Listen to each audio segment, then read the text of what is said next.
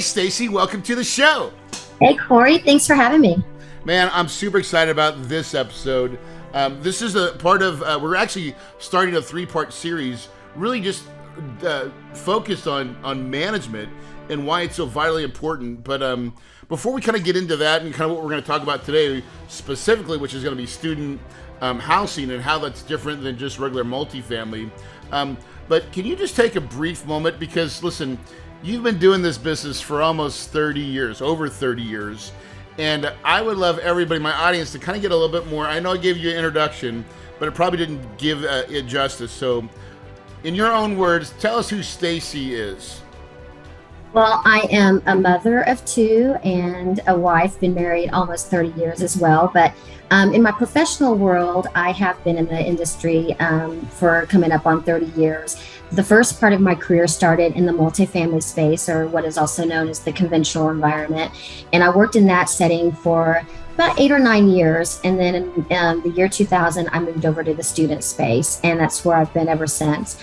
I really love the student housing part of our industry. It is fast paced, keeps me on my toes, keeps me young, just because our demographic will do that to you. But that's a very brief overview of my background. I have been at Asset Living for 6 years, and it's my home, and excited to finish out my career in the student space here. Yeah, there's my dog right there in the background trying to bust in my door. She realized that it wasn't going to open today because we're doing a podcast, baby. All right, so now I know you glossed over 30 years in the trenches, but 30 years. You don't do anything for 30 years unless you're passionate about it, right? Right. You know, a home is the most important thing, I think, in someone's life to provide stability and a foundation. You have to be able to feel confident when you lay your head on your pillow that you're living where you need to live. And so, the minute I joined the industry, I knew it was exactly where I wanted to be, just because I love helping people find a home. Yeah, that's very cool. And really, it translates. What we're going to really go into is how student housing, student living, or whatever you want to call it, is really so much different than regular multifamily. And Right. if you can, let's just take that topic and then we'll kind of expand it. But from your point of view, a high level, 30,000 feet level, how is it so different from just regular multifamily? So there's, a couple of ways I could answer that, but from the resident perspective, it's very different. We, of course, our customers or our residents, they are adults, but they're young adults. And so unlike, the other sectors of real estate, we are, partnering with these young adults to support their higher education. And so often, this is their first time away from home. And so we have to, understand and navigate those waters a little bit differently than what you typically would experience in the multifamily setting. And so our programming, quality res life, robust res life programs, that socially engage them, create good study habits, build relationships, growth beyond their academics is what's very meaningful and powerful to what we do each day. Yeah, so it's a way higher calling. I'll say. I believe from so where the rubber hits, the pavement. This is at the property level. Like you have the management side of things, and it's a little bit more cumbersome. But really, at the point where the kids are coming, mom and dad comes in with with son or daughter, and I'm getting ready to go through this for the first time. Like my daughter's 18 or 17 and a half, right? But like she's a senior and we're getting ready to go through it now. And I'm telling you, I watched my wife. It's like an emotional roller coaster. One day she's super excited and like, oh, she's going to go on this. She's like nervous and biting her nails. And like our daughter's going to go out and start making choices all on her own, right? Right. And so when you're looking for the housing side of it, it all of a sudden goes up like 10 levels on the Richter scale of what I think my needs are. Right. Well, I just went through that myself. I have a sophomore in college, and what I realized is my daughter is now my customer. And I'm also, my own customer, and you put your parent hat on and it does change the total dynamics. And so I think that's one of the reasons I also love being in the student space is I'm able to put my parent hat on and see it through the eyes of the, they're dropping their babies off at school. And while, they've prepared for this for 18 years, you still want to have parents have faith in that what you're doing, that you are, they're turning their babies over to somebody that has their best interest at heart, and the right programming and the right environment conducive to studying, and Yeah. feeling like, they're going to be taken care of. So yeah, and really, because that's what you're saying. That's the question. So my wife just went like on 3 different tours of this property. This is in Flagstaff. We live in Phoenix, so NAU, and she's there, and she's like, okay, so what the options are available, and what she's really asking herself is just those things. Are they conducive? Like, is my daughter going to have a good learning experience? Meaning, and is she going to be able to make friends? Right. Because listen, like, there's not only just the we need housing, but is this going to be a place? What's our options? One is the campus, right? Mm-hmm. Like live on, and the dorms. We'll call them the dorms. We Mm-hmm. all know the dorms suck, right? Mm-hmm. I think everybody can lay their hands. Have you ever been in a dorm? I mean, it's probably a great first experience, but if you cannot have that experience, I think most people would choose what we do, right? Right, right. I think if you pick the right apartment community, that you do your homework and they have the right programs to socially engage, and again to support good learning, study rooms, and the right types of activities that support learning, but also the social piece. It's super important to do your homework. Yeah, we're not trying to have big ass parties at our properties. No, But we're trying to have social engagement. but yeah, You know, we do grocery bingo. We do fun, wholesome things, but you'd be surprised. You at first you think, do the students really want to do that? And they do. They want to come down and do the fun kind of throwback activities and just things where they can meet other people. yeah, it really is about trying to connect because and why is that important for a properties their aspect? But then we got to look at as the owner operators aspect. Why is it important to get these kids engaged and make friends? Yeah. Well, you want to build community, and and if we're just taking it aside and putting the business hat on, you want to do that because it creates loyalty and retention. And so not only are we doing what we are, hired to do and what parents expect us to do, but we're also building value for our client like yourself. And so by having quality programs and having all the best practices that have come from our lessons learned adds value to your property because residents want to stay there. And that's our goal, is to see them through to their graduation. Bingo, right? So retention. Listen, it's way easier to keep a tenant than to go find a new one. That's right. Actually, and a lot less costly, right? So Right. if you create a community where people they're in socially engaged, they have good things. It's we've got to also police it a little bit, right? So part of Right. the other part is making sure that it's clean, safe, and and disciplined. I'll call it disciplined. I don't know if that's the right word for it, but Right. what Right. all You those have to have things. structure. You have Yeah, to structure. You don't want it, you don't want it to feel like they're in jail or that they don't have, autonomy and the ability to have some fun. But there has to be structure yeah. There's got and to a be some discipline. rules, right? There has Yeah. to be rules. Yes. And, Mom and that's dad what probably like the rules more so than the kids, but probably so. But, I think I'd like to have faith and believe that our residents want to live in a nice environment. And so part of having rules is what creates that, and taking pride in their home. And so, one of the things that we do is we look for, when we're staffing, we look for, team members who know how to balance that, how to make it feel like a great community, but, keep everything in order. And I know my colleague Jason's going to talk a little bit about the people piece, but certainly the ability to attract the right talent to maintain the property is important for both you as the owner and our residents.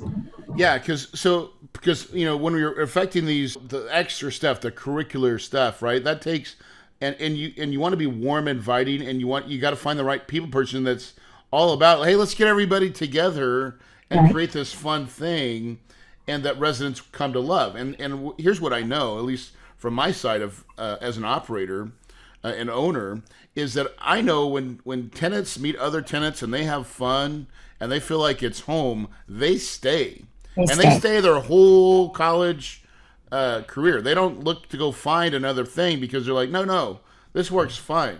We That's like right. this environment, right? That's right.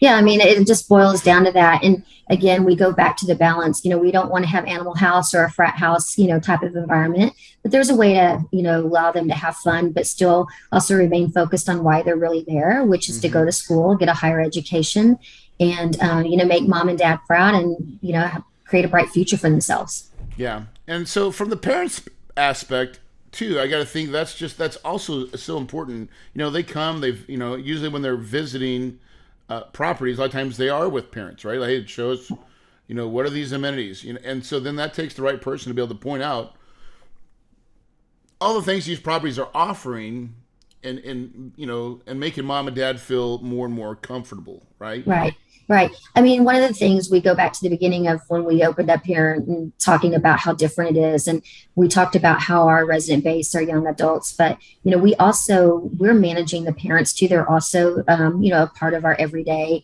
setting. Parents are these days are definitely more involved, and so our teams have to be able to navigate the balance between our actual resident and then their parents, who are typically the guarantors, and knowing that we're going to hear from them too. So where we in multifamily, you might have one resident. In student, for each bed space, it's like you have three because you have Three mom and three dad. residents for every little deal, Right, and right, sometimes it feels like, and this so we'll go back to the people aspect. Takes a special hmm person to be able to kind of wrangle the cats, we'll call it, right? right, Because you right, also have that parent that says, and this happens in every setting, but that's my daughter. My daughter is special. I want special privilege. I can't believe you did that, right? Or right. because she was breaking the rules, right? Or he was breaking. It doesn't matter if it's girl or boy, right?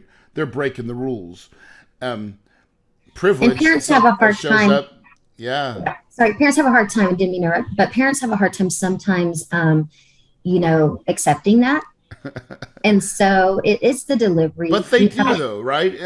But it's all about the delivery, right? It's all about the delivery. It's not to be critical or make it personal, but just, helping again navigate the waters of growing up, and that you're an adult now and there's expectations. And yeah, There's consequences and for actions. I mean, yeah, look, it's not Animal House, and I'm not trying to paint Animal House, but I right. just know these are all the, like, when we talk about how special it is, it's special in other ways too. Meaning you've got to have, and this goes back to your hiring, when you guys are looking for the staff, and that people component. These are very special, qualified. And I don't think you actually probably pay more for these types of people than you would at a normal multifamily uh, location. Yeah, I think that's fair. You're looking for someone that has backbone, but also has the maturity to be able to partner with the parent, but also relate to the resident, to the student, and that's a person that has a unique background or a unique brings unique insight to their job every day. And so, Yeah. yeah, no, definitely. And we haven't even talked about the space itself and the seasonality and intensity of that part of the business. Oh yeah. We have a 9-10 month window to lease the property up and then state the revenue for our client for a year. And so that's a very intense setting. So we talked a lot about actually You get one one chance. shot. Yeah, you do. And so we talked a lot about the day-to-day resident management, but there's also the heavy lift of the lease up. And so certainly our Well, let's managers, jump into that. yeah, well, we just kicked off. So we're in October. So we just kicked off officially the leasing season for the 22-23 academic year. And So you're already starting it now. we started it now. And, I will rewind back. I'll say the first day of the new leasing season really starts on move-in day. You got to put your best foot forward on move-in day because that's when your parents are there and that's the resident's first impression. And so the renewal season starts there and the leasing season. It affects your word of mouth, it affects your renewals. But we officially typically launch the season around the end of September, beginning of October, and that's where we're at now. And we already have numbers on the board. now, I speak your language with that. yeah. Well, so I got to tell you. So I'm going to give everybody full disclosure here on this podcast. So Corey just let go of his management company. We're not going to state their name, but he did a robust search in finding probably I interviewed probably three of the best companies in the business for student housing because we just came out of COVID, and I realized some inadequacies I had in my current management solution that I was using, and I just didn't feel like they had the scope or the experience level needed to take me to the next level. And so we had never started. We usually started in February, right? Like that was the start. And here, it's a breath of fresh air to say, oh, no, Corey. Like the lease starts the day that you moved them in. By the Right. way, so important, right? Because Right. that is you're always selling at your property, Stacey, right? Always. Whether you know it or not, you're selling Right. something. ABC, always be closing and, sell to close. That's right. But officially though, like now you're starting to say, okay, let's start securing next year's leases, right? And now at your big schools, this is very traditionally like, yeah, everybody knows this, right? I have a lot of what I call secondary and tertiary markets, Hmm. schools that we own and operate out of, and that's really not been the case, but it should be. Hmm. And Right. so it's a breath of Yeah. fresh air. We take the same approach. We know the velocity may look different in a tertiary, or a secondary market, and that's okay. We plan for that, and we set our goals around that. But we don't have an expectation that we start any later. We just know that the velocity may look different. But it's an education piece. We can retrain markets that aren't accustomed to starting till later. There's a lot of shoe leather marketing that takes place, the grassroots, getting out and, going where Yeah. the students hang out and, going to them. And then, of course, you partner that with your digital marketing, and that's how you create success. Yeah. So in that lease up period, right? So how important? So let's talk about kind of maybe like what some of the things that happen behind the scenes, or like what people. I guess what would people not know about that, about the amount of work that goes into that, right? Yeah. I think So, they'd be overwhelmed to see how many things go on yeah, I mean, if you pull back the curtain a little bit. yeah, I mean, we look at things granularly here. It's a day by day thing. So we are, because I didn't think you've heard me say this, but student housing, it's like dog years. You miss a day, you miss a week. And so we are monitoring the leasing, sometimes down to the hour on our dashboards, but for sure by the day. At the end of the day, every site has to report back to us what their activity was for that day. And so that way we can monitor if we're on track to meet Because you got to that have a goal. pulse, right? You And you have got to to have be a like, no, pulse. where, because it's Yeah. one chance, right? Right, right. In some properties, they just may have to hit 10 or 15 leases a week to meet their goal. And some have, depending on the bed count, some may need 40 leases a week to meet their goal. And Mm-hmm. so we have to break it down on a daily basis. But yes, you're right.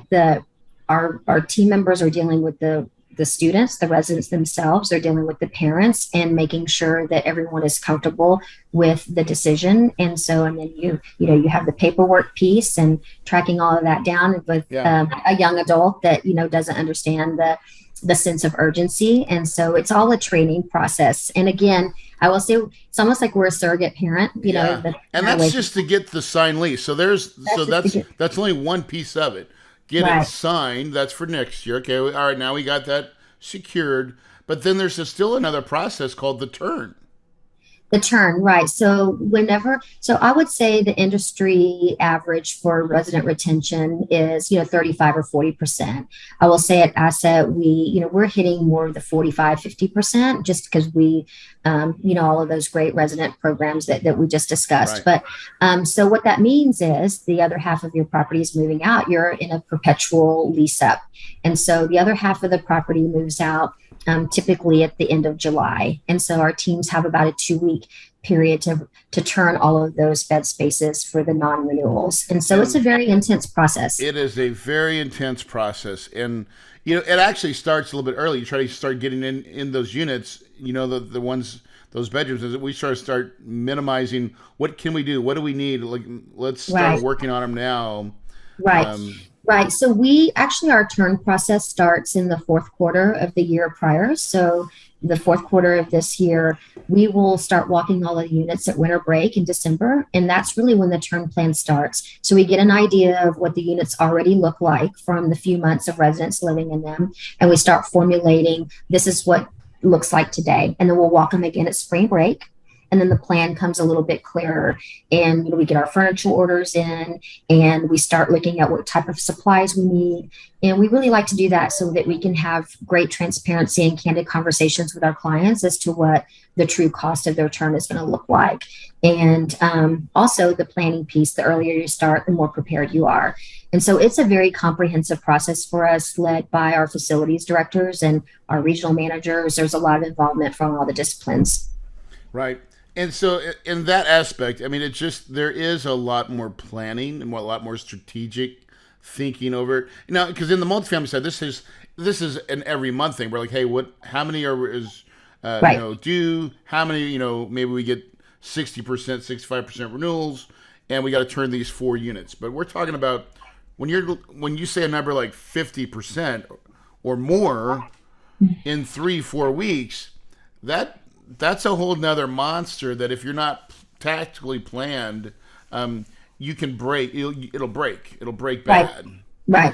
And that's why we start early. So by the time July gets here, we know exactly how many teams we need to walk the units. We know exactly how many it's broken out by day. We know by this Yep. day we need to be done with the walks, and this day the painters need to be done, and this day the flooring people, and then the cleaning is typically the last piece. But it's a very methodical process. Yep. We've been doing it a long time, so we have all the tools, but it's still very laborious and intense for our teams. And Yep. so it's very important that the corporate leadership And your team, team members know that too on the staff. They understand. Like, so I think the one thing I love about student is it is very focused for that lease up period. And then if they do that work, it's like, okay, we get that done. Then you get to do the fun activity coordination. Then you don't have to go find new leases per se. Now it's just focus on loving residents and doing all the other stuff. I think that's what I love about students, because I think, yeah, there's a real intense focus, but once you get it done, then I don't call it coasting, but you get room to actually have your head up and love on people. you get a couple weeks. I call it the dance. Moving day to me is the dance. You work hard, and if you do it well, you get to enjoy the dance on move-in day, and see the smiling faces, and people settling in. And so you're right, then you get to have a lot of fun resident activities, and then we kick off the season all over again before we know it. Yeah, and then it's back on. It's back on. Yeah, the breathing room is just, it's very Yeah, small. hold on, Yeah. Corey. She's like, Corey, no, no, no, no, no. You didn't. Yeah. There's no lazy. Yeah. You get a week, and then we're back to Right. business. That's Right. right. That's right. Yeah. So I got to ask you this question: what do you love about it? I love the fast paced setting. Not to, um, you know, infer that my counterparts in the conventional or multifamily space aren't working hard, because I know that they are.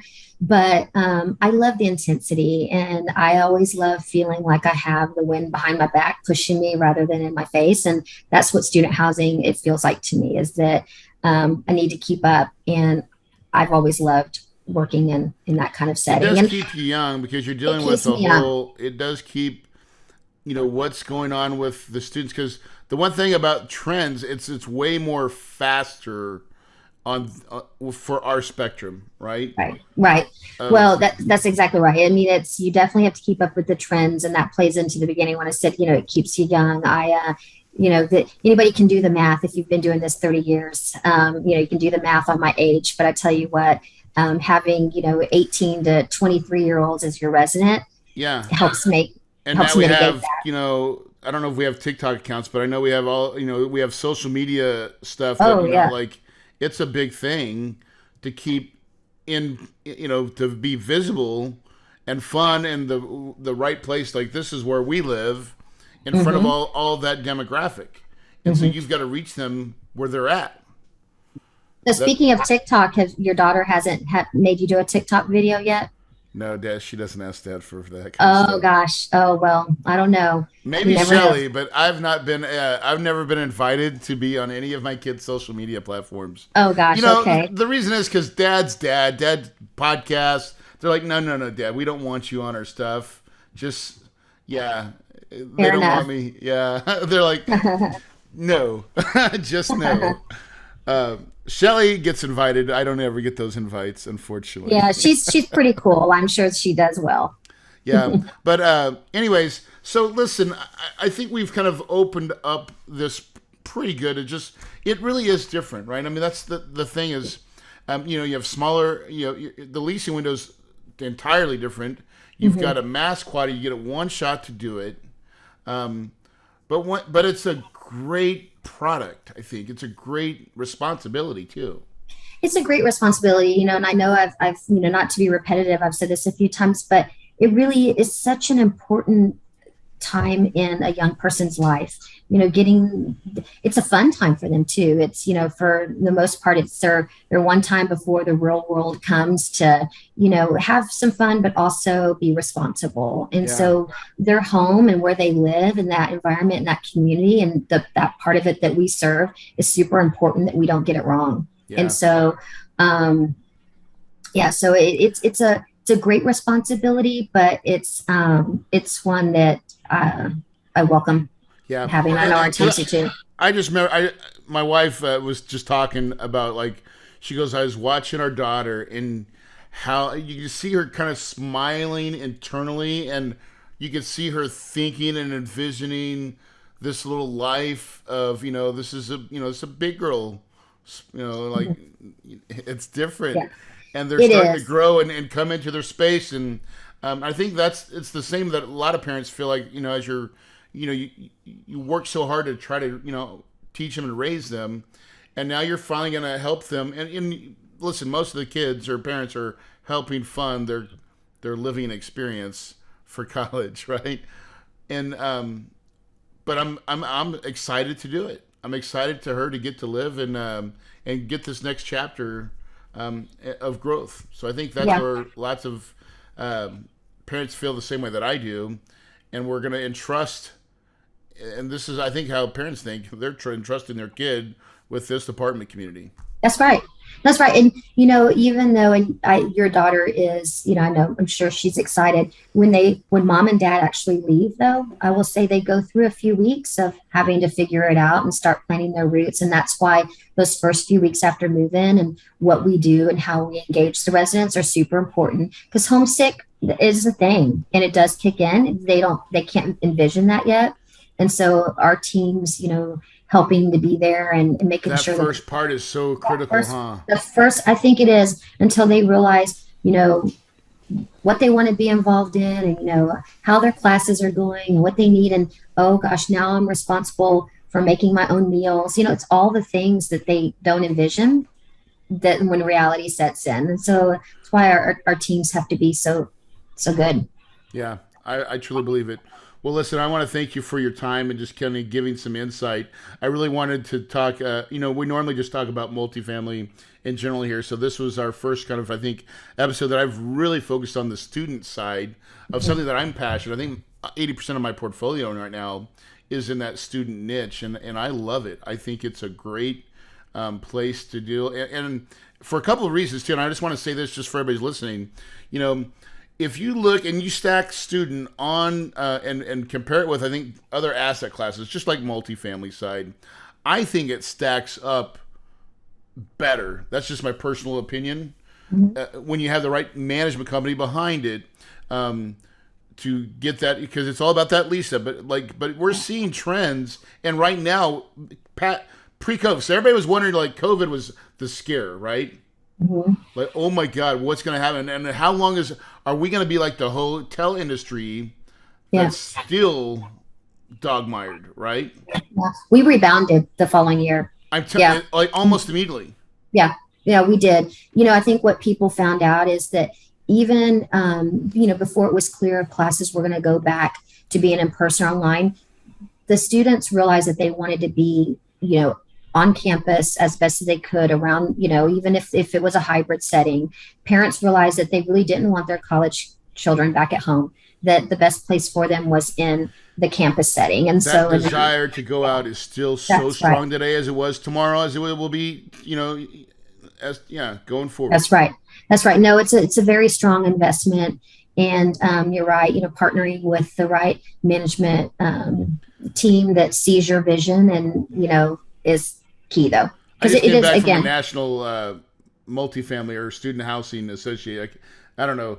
Stephen and Jason was there, right? in Huntington Beach. Yeah. Yes. Uh-huh. And so Yeah. they're just going some of the macroeconomics. It was just really fascinating to really understand the numbers of how it stacks up, really against the other asset classes. And, Right. even from a collection standpoint, Mhm.